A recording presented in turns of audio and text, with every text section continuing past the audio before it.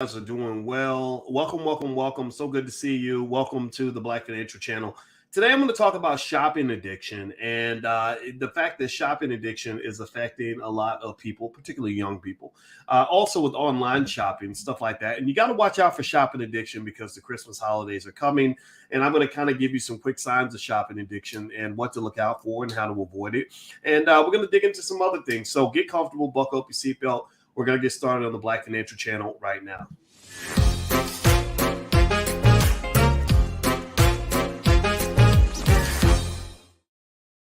Hey, what's going on, guys? Welcome to the Black Financial Channel. That's theblackfinancialchannel.com. My name is Dr. Boyce Watkins.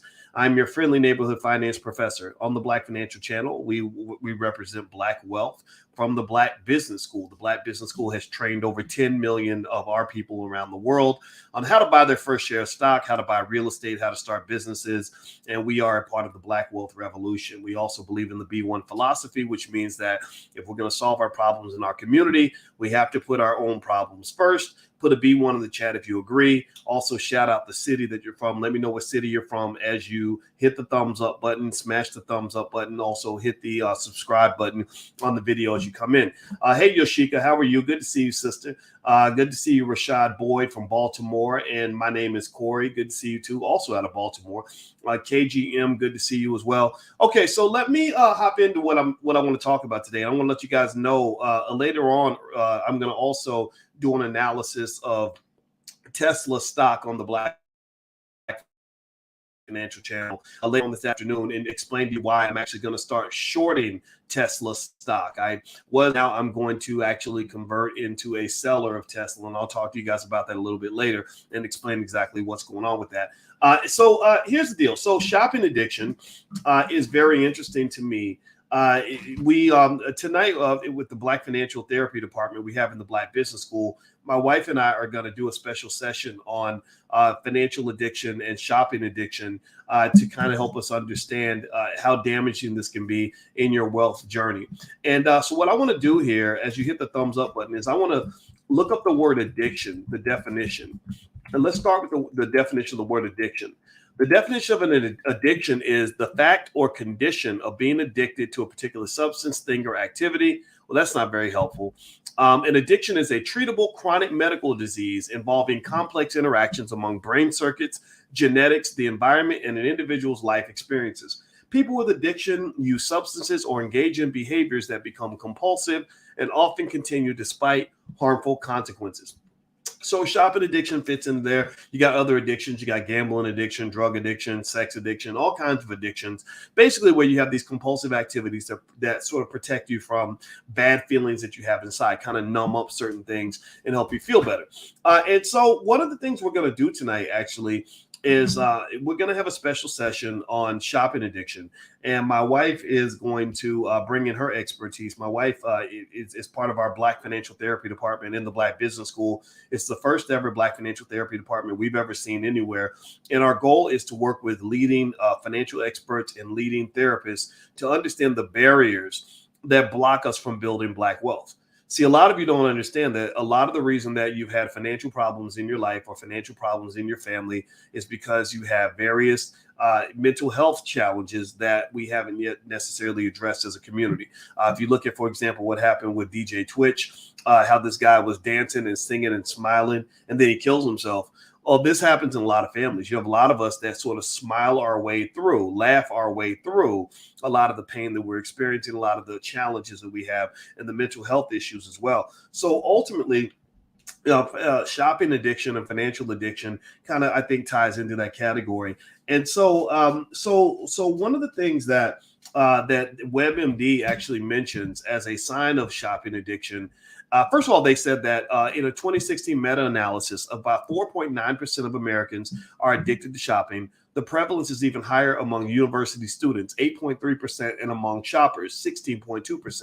So college students have a little bit more of an addiction than, or more likelihood of addiction. They said the advent of internet shopping makes it easier to buy in the comfort and privacy of your home, potentially increasing the rate of shopping addiction.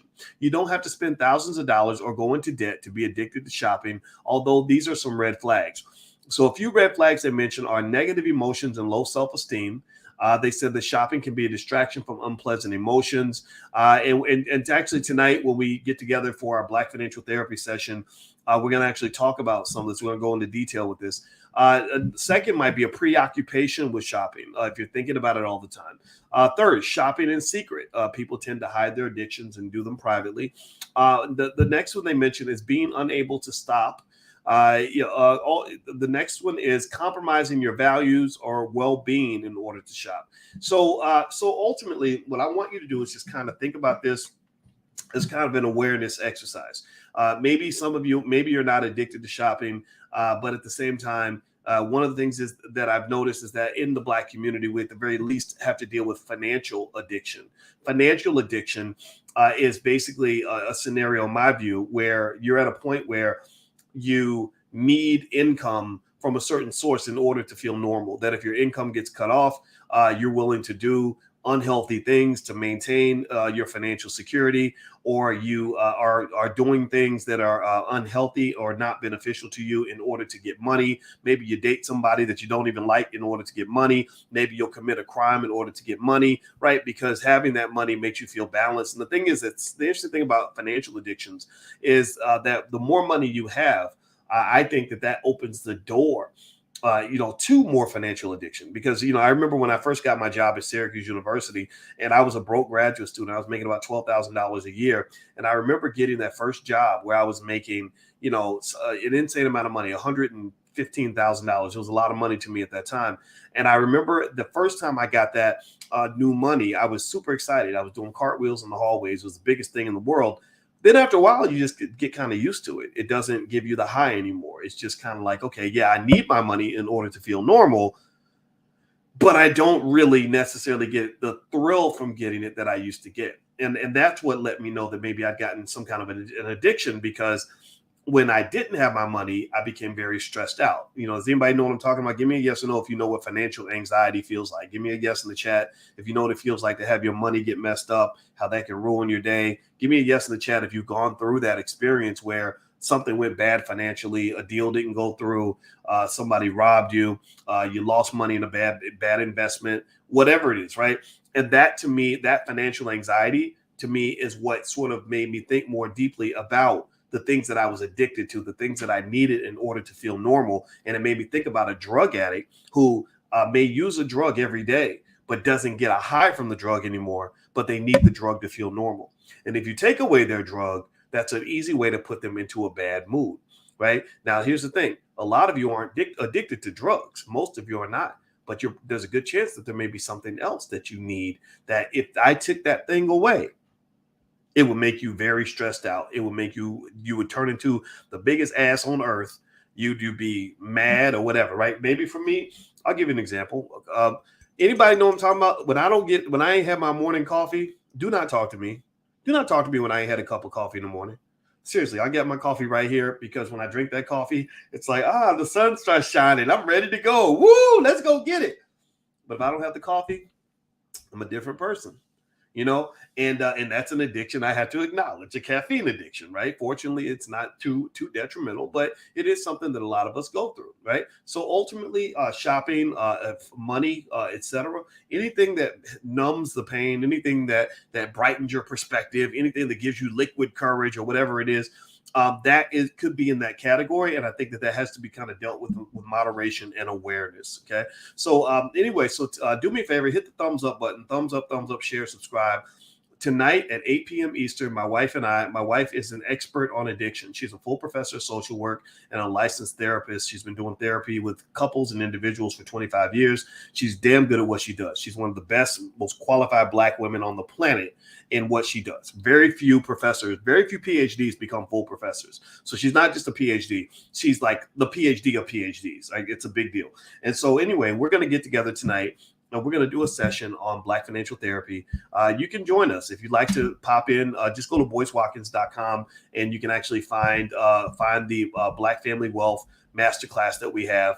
It's down, or you look for Financial Therapy with Dr. Alicia Watkins. It's right there on my website if you'd like to join us It's really, really good. It's really, really powerful. It's really, really beneficial.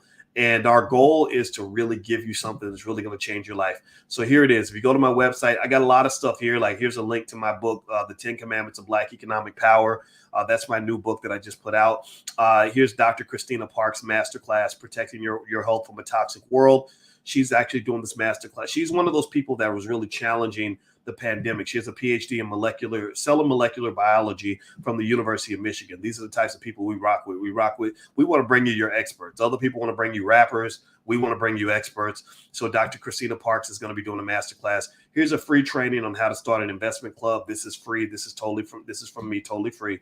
How to generate consistent income selling stock options. If you go down here, this is my lovely wife, Financial Therapy with Dr. Boyce Watkins. So if you'd like to join the sessions, feel free to go to my website and click on that link, and you can join at a discount. Okay, guys. All right. Anyway, I didn't really have a lot else to say actually today. I just wanted to come in and just talk about this really quick. I got to get back to work. But later on today, I'm going to do an analysis and explain why I actually switched my position on Tesla stock. I used to be a big believer in Tesla. I used to want to own Tesla shares, and I still do. But actually, I think I'm going to go in the other direction. I'm going to give you some reasons why I think Tesla stock is no longer the great investment that it used to be. So those are my 2 cents. That's my 2 cents on that. Now, Rashad says, what are examples of good addictions?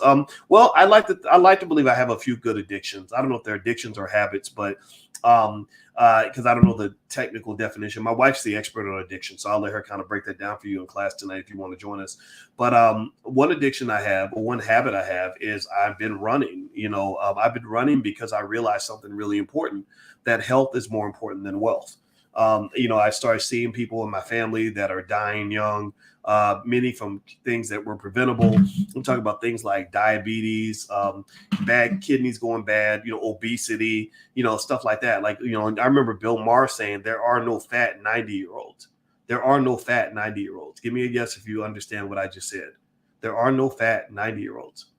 So that means that obesity kills you. Right. A lot of the things we do as Black people on a regular basis that we think are normal, they kills you. And we just watch everybody in our family die. And we just think that it's going to be our turn pretty soon and that it's okay. It's normal to die young for something that could have been prevented. Well, I'm going to try to push back against that. I'm breaking my own generational curses. I'm just like a lot of y'all. I got a lot of bad habits in the family, unhealthy food, bad choices, whatever. And so running has become something that I've started doing. I'm not a good runner. I'm not a fast runner. I walk about 30% of the time when I'm running because I don't like to run when I'm tired. I don't like being oxygen deprived. It doesn't feel good. But at the same time, I do it because I realize that when you talk about investing, the most investments you make in your life are going to have nothing to do with money. And they say health is wealth. No, health ain't wealth. Health is not wealth. Health is more important than wealth. Health trumps wealth. Why? Well, because if you are a person who's ambitious and you ruin your health, like you say, well, I don't want to get any sleep. I'm not going to get any sleep. And you don't even understand the science that shows that how a lack of sleep will kill you 10, 15 years or 20 years earlier than before, right? So you're like, I'm not going to get any sleep. I'm not going to eat right. I'm going to eat whatever's in front of me. I'm going to eat whatever's in the vending machine. I'm going to just, whatever. I don't have time to exercise. So then you bust your ass, ruining your health so you can get rich. Follow me, please. Please follow me. And then guess what's going to happen? Them doctors, they're going to take all that money. Every penny you got in your bank account, every nickel you've raised buying real estate and building businesses and making investments, they're going to take all that money just to give you a bunch of medication that will only simply delay the fact that you're going to die much sooner than you would have otherwise. The best medicine is God's medicine, brother. The best medicine is God's medicine. That means preventative maintenance. That means exercising. That means drinking plenty of water. That means getting plenty of sleep. That means thinking about your mental health. RIP to DJ Twitch. Don't get me wrong, DJ Twitch. And people got mad at me. A lot of people got real mad at me on Instagram because I said this about Twitch. I said, man, this brother was singing and dancing all the way up until the day he died. Singing, dancing, and smiling.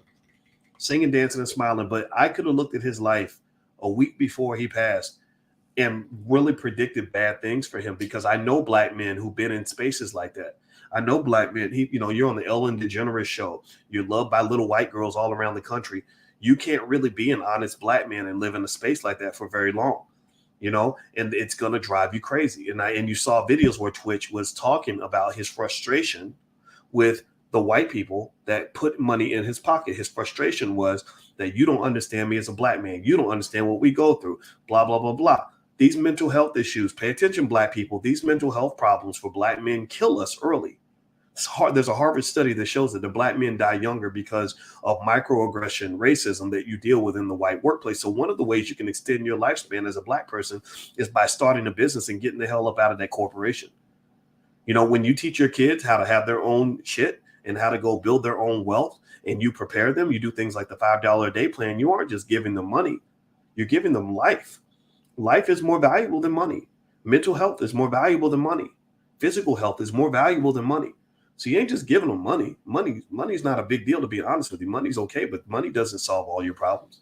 You're giving them so many things that they have access to now that they've got the money part out of the way. So when I look at Twitch and I saw what this brother went through, my heart goes out to him. It really does. I saw the environment he was in, and I said, I wouldn't take that job for $1 billion.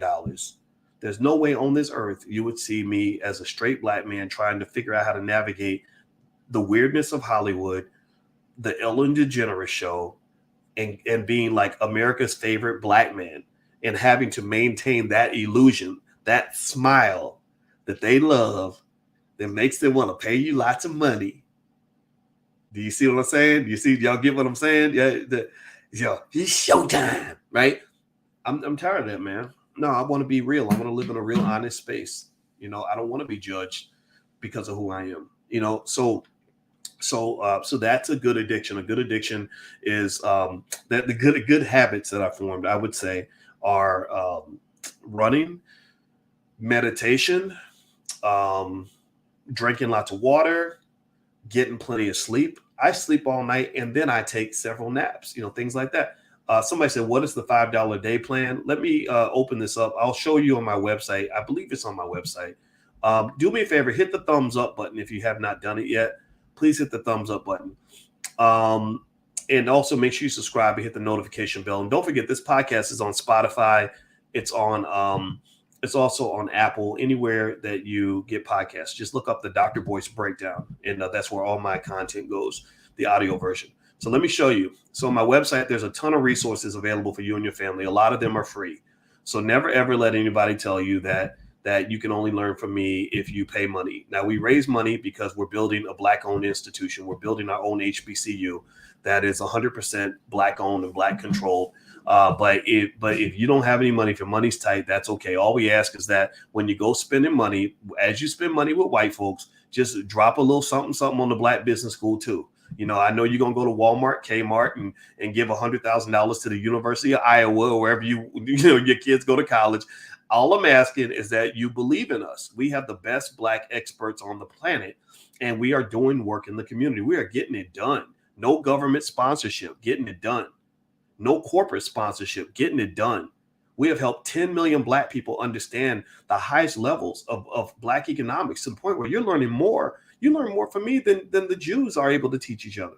So we're really getting it done. So let me show you the $5 a day plan. If you look right here, it's right here at the top. This is a free ebook. You can get the ebook version here, or if you want to go to Amazon, you can get a hard copy mailed to your house. And it's a $5 a day investing plan that I'm trying to get everybody to take a look at. That's why I offered it for free, because I want the masses to understand the power of simply investing $5 a day for your kids. Give me a yes if you guys can still hear me. I'm not on the screen. I want to make sure you can still hear me. Give me a yes if you can still hear me. Okay.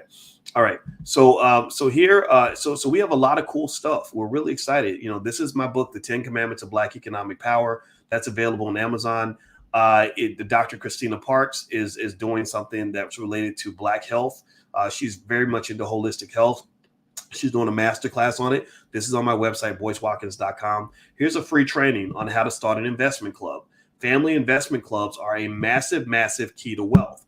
Family investment clubs that's how you can kill the drain on your family Black wealth, by actually getting together with the people that you love. Now, someone says, I can hear you, but I can't see you. Okay, you can't see the screen at all, or you can't see me on the screen. Tell me if you can see the website. Can you see the website on the screen? Give me a yes if you see that. because I'm a little bit concerned right now. So let me go ahead and stop sharing. Let me know. Can you see me now? Are you able to see me now? If you couldn't see, I hope you can see the website when I put it up there, because I was showing you guys a bunch of stuff. Either way, though, if you want to see everything, just go to boycewatkins.com and take a look. And there's plenty of resources there. And I'm sorry for doing the bad screen share. I truly apologize. We only see a black screen. Okay, thank you, Carlton. I appreciate you telling me that. I apologize for that confusion. But long story short, just I want you to be smarter. I want you to think about things in a certain way. I'm not saying that you're dumb right now. You're not dumb right now. But I believe the reason I talk to you guys every single day, and I've been doing this for a decade now, is because I believe that there's a lot of deprogramming that needs to occur. I knew that, when I did this stuff, when I started doing this stuff, that the majority of the black community wasn't going to listen to me. I'm too critical. I don't go along with things I don't agree with. I am too outspoken about certain things. I question too many assumptions, too many things we believe to be true. But I think that we're onto something here. This is cutting edge stuff. In my view, the people that are going to listen to this the most are people who are not even born yet, because I believe that a lot of the ideas that I'm introducing to you guys are going to be common knowledge in about 40 years in the black community. It's, Marcus Garvey, I'm sure he went through the same thing. In 1910, 1920, black people were not mentally in the same place that we were going to be 100 years later. So he probably had to deal with a lot of people that were living on assumptions that came out of slavery, right? That's why when Marcus Garvey comes over from Jamaica and he's talking about being free and being strong and being proud, some people loved it. A lot of people felt like it was liberating, but there were a lot of people who said, "What are you talking about, Negro? This don't make any sense." So the majority of the black community didn't respond to that message, nor did they apply any of it, right? But it was there. It was there for us because 100 years later, we're able to hear the words of a Garvey and become inspired by that, right? So my hope is that 100 years later, when there's some black student writing their dissertation and they look back and they say, yeah, way back in 2022, there was a guy named Dr. Boyce Watkins who spoke every single day about black economic power and the gospel of black economic freedom and wealth and everything else. And this guy he was onto something, right? That's what I'm hoping for. That's what I'm expecting. That's what I know is going to occur, because these are things that are proved by science. I am a financial scientist. I understand money at an incredibly high level, more than your financial advisor. I trained financial advisors more than the people on Wall Street. I understand the science of money, and I also understand black wealth extremely well.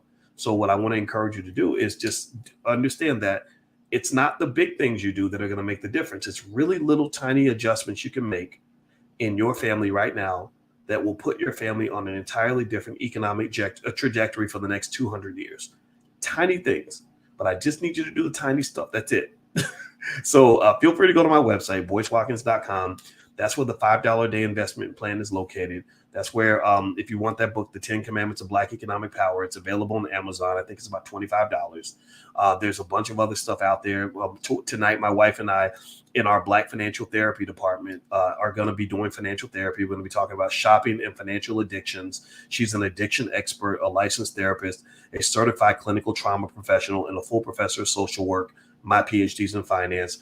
We are using the tool, the vehicle of Black love and Black unity between a man and a woman as an opportunity for us to really collectively build on that superpower to truly do some heavy lifting among our people, and to truly make sure that our people, the people that are listening, people like you, that you understand all the cutting edge ideas that are going to make your family extraordinary.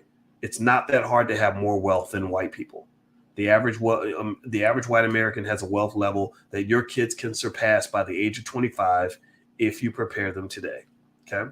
All right. So anyway, last but not least, I saw a question someone asked about CEUs. Are you considering doing CEU for registered reps and life insurance? At El Rey, we haven't thought about that per se, but I'm open to considering things. We're not really. I know what people talk about things like accreditation and stuff like that in the Black Business School.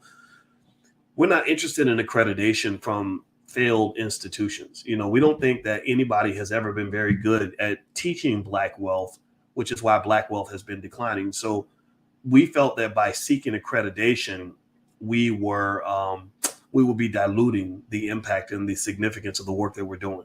So we're not seeking accreditation. We actually give accreditations. We believe that we should be certifying other people. They should not be certifying us. So anyway, let's see here. Paul Smith is asking about Roland Martin. Yeah, I don't know about Roland. I'll just say that Roland is not a bad journalist. I think he's a hardworking guy. The challenge with the Roland Martin, though, unfortunately, is he's in the class of Black political operatives that that do more harm than good. And the reason I say that is because Roland doesn't really work for the Black community. He works for the Democratic Party. That's who he works for. And so all roads lead back to the Democrats when it comes to Roland. And the thing is, I don't believe that that's what Black people really need the most. I think what you really need is freedom. And freedom means that if you want to be a Democrat, you can be a Democrat. But there's nothing that the Democratic Party has done that anybody can really point to that has led to a significant improvement in the state of Black wealth in America.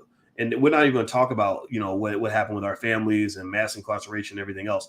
So, that's, those are a few thoughts on Roland. I kind of feel like, we have to, kind of address this idea that somehow being accepted by white people is a step up, or being connected to so-called important white people really makes you more relevant as a Black person. And I'm not really here to tell anybody that they should agree or disagree with a Roland Martin. I wouldn't be one to tell you that because I believe that you should be free to do what you want to do. I can only tell you the pros and the cons of some of what I see with Black political operatives.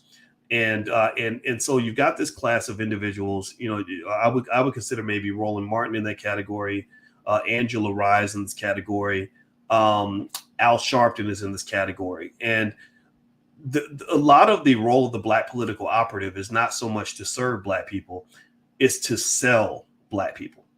And so what these individuals end up doing is they go and they have this influence in the Black community, using language from the church, or using things like police shootings as catalysts to get to gather Black attention. And then they take this influence and they go back to, some powerful white person, particularly in the Democratic Party, and they say, these are all the Black people that I can influence. What are you going to give me for my influence? What are you going to pay me to have access to the brains and the minds of these people? See, what you got to understand, this is one of the reasons why Black wealth has not gone up, is that you've always been for sale. You have always been for sale. Someone is always selling you to a higher bidder. BET collects Black influence through hip hop and media. And then they go back and they sell you to Viacom. They sell your eyeballs to Viacom. Who then sells it to corporations that are able to market products to you on the BET Awards.